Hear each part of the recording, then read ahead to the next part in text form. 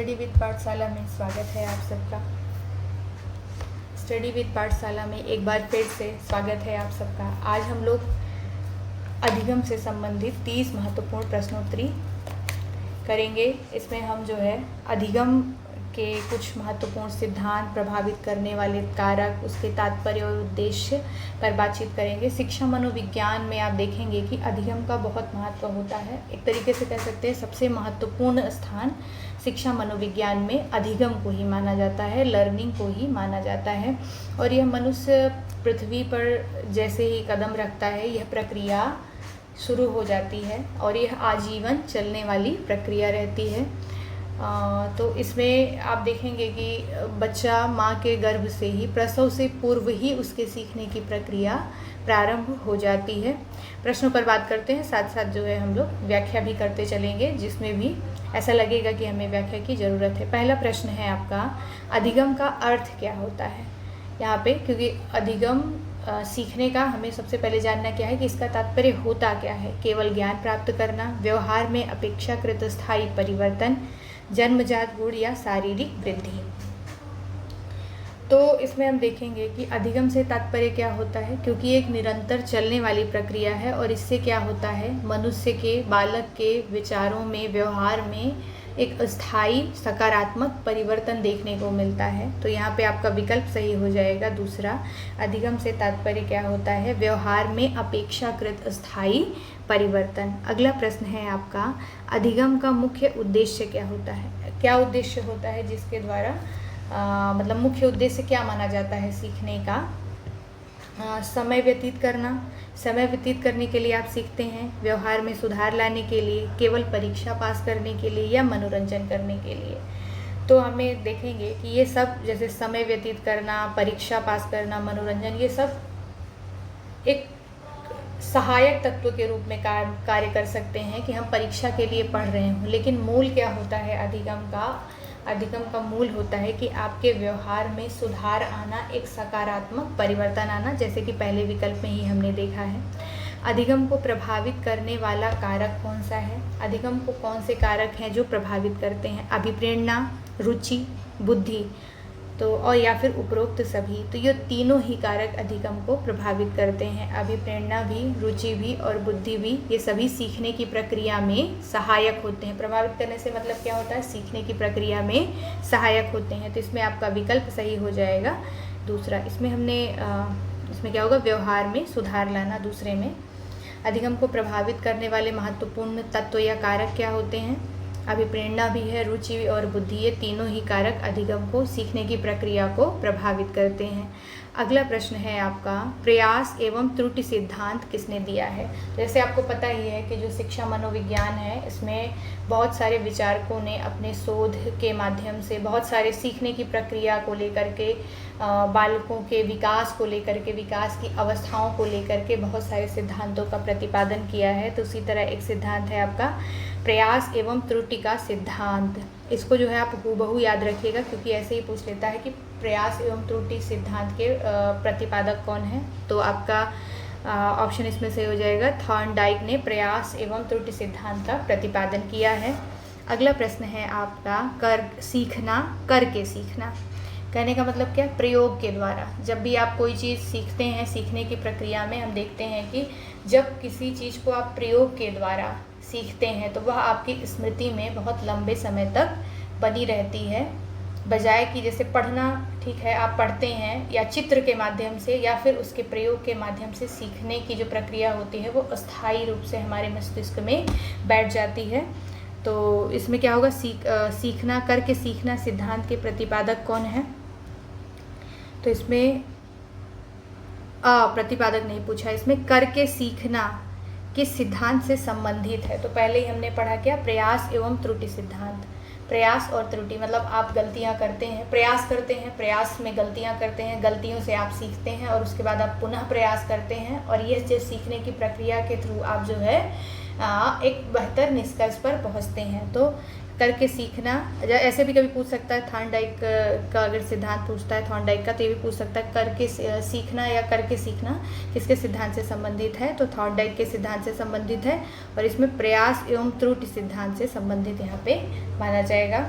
अगला प्रश्न है आपका, शास्त्रीय अनुबंधन सिद्धांत के प्रवर्तक कौन माने जाते हैं? शास्त्रीय अनुबंधन सिद्धांत के प्रवर्तक पावलोव माने जाते हैं। अगला प्रश्न है आपका, अंतर्दृष्टि सिद्धांत किस मनोवैज्ञानिक ने दिया है? अंतर्दृष्टि सिद्धांत किसके द्वारा दिया गया है? तो कोहलर के द्वारा दिया गया है। आगे बढ़ते हैं, अधिगम का सबसे प्रभावी साधन कौन सा माना जाता है? सबसे ऐसा कौन सा साधन है जिसके द्वारा सीखना सबसे प्रभावी तरीके से सीखा जा सकता है? विकल्प है दंड, पुनर्बल, अपेक्षा या फिर आलोचना। तो पुनर्बलन के द्वारा सबसे बेहतर तरीके से सीखा जा सकता है। अगला प्रश्न है आपका, सकारात्मक पुनर्बलन का उदाहरण है? पुरस्कार देना, दंड देना, चेतावनी देना या अनदेखा करना। तो सकारात्मक पुनर्बलन में क्या होता है? इसमें क्या होता है कि बच्चा या बालक कोई भी कार्य करता है, जब उसको एप्रिशिएशन मिलता है, सकारात्मक उसके जो सीखने की प्रक्रिया में जो उसका कार्य है, उसके जो प्रयास हैं, अगर उनको प्रोत्साहित किया जाए, उनको एप्रिशिएट किया जाए, तो इससे क्या होता है, वो उसको सकारात्मक पुनर्बलन का उदाहरण माना जाता है। तो पुरस्कार देना इसमें विकल्प आपका सही हो जाएगा। अगला प्रश्न है आपका, अनुकरण द्वारा सीखना किससे संबंधित है? अनुकरण द्वारा सीखना किससे संबंधित है? तो किसके सिद्धांत से संबंधित है? तो बंडूरा के सिद्धांत से संबंधित है, जिसमें इन्होंने क्या कहा कि बालक सबसे बेहतर लर्निंग तब करता है, कैसे करता है? अनुकरण द्वारा करता है, कि जो उसके आसपास के लोग जिस तरीके की एक्टिविटीज़ कर रहे होते हैं उसको जल्दी कैप्चर करता है और उसको जल्दी सीख करके वो उस तरीके की चीज़ें करने लगता है। अगला प्रश्न है आपका, अधिगम का स्थानांतरण क्या है? ट्रांसफ़र ऑफ लर्निंग क्या है? ट्रांसफ़र ऑफ लर्निंग से क्या तात्पर्य होता है? विकल्प है आपका, एक विषय भूल जाना, पूर्व अधिगम का नए अधिगम पर प्रभाव, या केवल नई जानकारी प्राप्त करना, या परीक्षा देना। तो ट्रांसफ़र ऑफ लर्निंग क्या होती है? आपके द्वारा जो पूर्व ज्ञान है आपका, पहले सीखी गई जो आपकी चीज़ें हैं, उसके द्वारा आप नई समस्याओं को जब सॉल्व करते हैं तो उसको क्या कहा जाता है? अधिगम का स्थानांतरण, ट्रांसफ़र ऑफ लर्निंग। सीखने की एक प्रक्रिया से जैसे आपने साइकिल चलाना सीखा, उसके बाद आप को जो है, जैसे आप इसको ऐसे समझ सकते हैं कि जैसे बालक कक्षा में जोड़ घटाव, गुणा गणित अगर क्लास में सीख रहा हो तो वो उसको अपने दैनिक जीवन में कैसे प्रयोग कर रहा है, यही ट्रांसफ़र ऑफ लर्निंग कहा जाता है। तो पूर्व अधिगम का नए अधिगम पर प्रभाव ही क्या कहलाता है? ट्रांसफ़र ऑफ लर्निंग कहलाता है।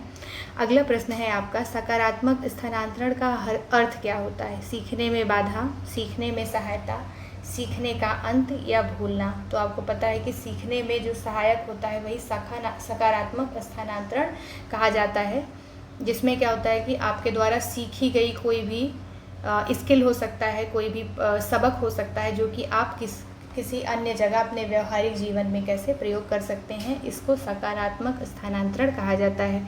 अधिगम, अगला प्रश्न है आपका, तो इसमें पहले हम टिक करते हैं, सीखने में सहायता होती है सकारात्मक स्थानांतरण से। अधिगम की प्रक्रिया में अभिप्रेरणा का कार्य क्या होता है? अभिप्रेरणा से तात्पर्य क्या होता है? मोटिवेशन से होता है। अधिगम में अभिप्रेरणा कैसे कार्य करता है? जब बच्चे को किसी कार्य के लिए प्रोत्साहित किया जाता है तब क्या होती है? उसकी रुचि बढ़ती है, सीखने को गति मिलती है, वो और ही उत्साह के साथ सीखता है, लक्ष्य की ओर प्रेरित होता है, उसे लक्ष्य प्राप्ति की ओर और सकारात्मक तरीके से आगे बढ़ने की ऊर्जा मिलती है। तो अधिगम की प्रक्रिया में मोटिवेशन कैसे काम करता है? रुचि भी, बच्चे की सीखने में रुचि बढ़ती है, सीखने की गति बढ़ती है और लक्ष्य की ओर प्रेरित होता है वो, और ये सारे ही विकल्प आपके सही माने जाएंगे। अगला प्रश्न है, स्किनर का सिद्धांत क्या कहलाता है? मशहूर मनोवैज्ञानिक स्किनर का सिद्धांत को किस नाम से जाना जाता है? विकल्प है आपका, शास्त्रीय अनुबंधन, क्रियात्मक अनुबंधन, अंतर्दृष्टि या फिर अनुकरण। तो इसमें आप देखेंगे कि क्रियात्मक अनुबंधन का सिद्धांत किसने दिया है? तो स्किनर के द्वारा दिया गया है क्रियात्मक अनुबंधन का सिद्धांत। अगला प्रश्न है आपका, सीखने में रुचि का क्या महत्व होता है?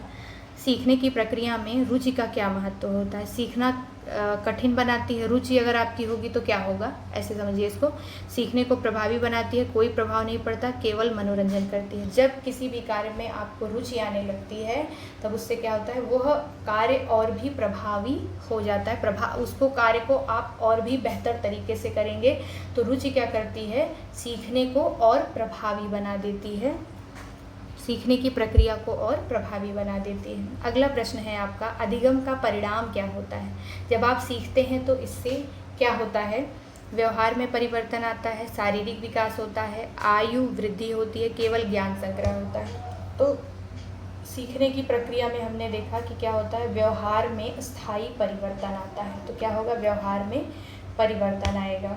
सीखने लर्निंग की प्रक्रिया का परिणाम यह होता है कि व्यवहार में स्थायी परिवर्तन आता है। भूलना, अगला प्रश्न है आपका, भूलना किसका विपरीत होता है। भूलना किसके विपरीत होता है, तो स्मृति। स्मृति मतलब क्या होता है, याद रखना, जिसमें हम सीखे गए सबक या किसी भी घटना को अपने स्मरण में याद रखते हैं, अपने मेमोरी में फीड कर लेते हैं। और भूलने से मतलब मेमोरी से वो बात आपकी स्किप हो जाती है, तब उसको जो है भूलना कहते हैं। अगला प्रश्न है, अधिगम में अभ्यास का नियम किसने दिया है। किसने ये बताया है कि जब आप निरंतर अभ्यास करते रहते हैं तब उससे चीज़ें, जैसे अभी हमने आगे पढ़ा क्या था, प्रयास और त्रुटि का सिद्धांत, करके सीखने का सिद्धांत, ये सारे ही जो है सिद्धांत किसके, थॉर्नडाइक के माने जाते हैं। तो इसमें आपका विकल्प सही हो जाएगा बी, थॉर्नडाइक। अधिगम में अभ्यास का नियम किसने दिया है, थॉर्नडाइक ने दिया है। अगला प्रश्न है आपका, अंतर्दृष्टि अधिगम में समस्या का समाधान होता है। विकल्प है आपका धीरे धीरे, बिना समझे, अचानक या दंड से। अंतर्दृष्टि अधिगम में की विशेषता यह होती है कि इसमें समस्या का समाधान अचानक से होता है। अगला प्रश्न है आपका, अधिगम के लिए आवश्यक तत्व क्या माने जाते हैं। आवश्यक तत्व क्या हैं, सीखने के लिए कुछ महत्वपूर्ण घटक होते हैं जिसमें लक्ष्य, प्रेरणा, अभ्यास, उपरोक्त सभी। तो अधिगम सीखने के लिए इनमें से हमें सारे ही तत्वों की आवश्यकता होगी, जिसमें एक सीखने की ललक तब आती है जब आपके पास कोई सीखने का लक्ष्य हो, प्रेरणा हो और निरंतर अभ्यास से आप किसी भी चीज़ को सीख सकते हैं। तो चारों ही विकल्प आपके सही हो जाएंगे, उपरोक्त सभी। अगला प्रश्न है आपका, अधिगम का सामाजिक सिद्धांत किसने प्रतिपादित किया है। अधिगम का सामाजिक सिद्धांत, सीखने के सिद्धांत को में जो है सामाजिक सिद्धांत की अवधारणा किसके द्वारा प्रस्तुत की गई है, तो बंडूरा ने जो है अधिगम के सामाजिक सिद्धांत का प्रतिपादन किया है। अगला प्रश्न है आपका, अधिगम में ध्यान, अटेंशन का क्या महत्व होता है। सीखने को प्रभावी बनाना, सीखने में बाधा डालना, कोई प्रभाव नहीं या केवल मनोरंजन। तो सीखने में अटेंशन जो है सीखने को और प्रभावी बनाता है। तो सीखने में अटेंशन हो गया, ध्यान हो गया, रुचि हो गई, प्रेरणा हो गई, अभिप्रेरणा हो गई, ये सारी चीज़ें सीखने की प्रक्रिया को और प्रभावी बनाती हैं। पुनर्वलन सिद्धांत किसके द्वारा प्रतिपादित किया गया है, स्किनर के द्वारा किया गया है। पुनर्वलन सिद्धांत स्किनर द्वारा प्रतिपादित किया गया है। अगला प्रश्न है, अधिगम की सफलता मुख्यतः किस पर निर्भर करती है, अभिप्रेरणा पर, अभ्यास पर, बुद्धि पर या इन सभी पर।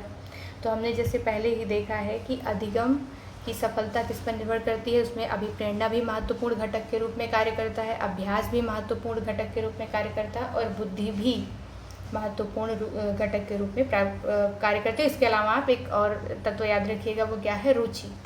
रुचि भी जो है अधिगम की सफलता को, रुचि पर भी अधिगम की सफलता निर्भर करती है। अगला प्रश्न है, सीखने की प्रक्रिया में फीडबैक का कार्य क्या होता है। फीडबैक से तात्पर्य क्या होता है, किसी के द्वारा किए गए कार्य के बारे में जब आप टिप्पणी करते हैं तो उसको फीडबैक कहा जाता है। तो फीडबैक क्यों दिया जाता है, इसका रीज़न क्या होता है, त्रुटि सुधारना, भ्रम बढ़ाना, भूलना या दंड देना। तो हमेशा जब सीखने की प्रक्रिया में, इसमें त्रुटि, फीडबैक से तात्पर्य क्या है, बच्चा कोई एक्टिविटी कर रहा है जो कि अच्छी नहीं है या फिर अच्छी है, अगर अच्छी है उसका जो है एक्टिविटी, उसकी जो किए गए कार्य है वो अच्छा है, नैतिक है, व्यवहार अनुकूल है, सामाजिकता के दायरे में है, तब हम उसको अप्रिशिएट करते हैं, पुरस्कृत करते हैं। वैसे ही फीडबैक के द्वारा हम क्या करते हैं, अगर कोई गलती है तो अच्छे तरीके से उसको समझा करके उसमें सुधार के लिए ही हम फीडबैक देते हैं। तो इसमें ऑप्शन आपका सही हो जाएगा, त्रुटि में सुधारना।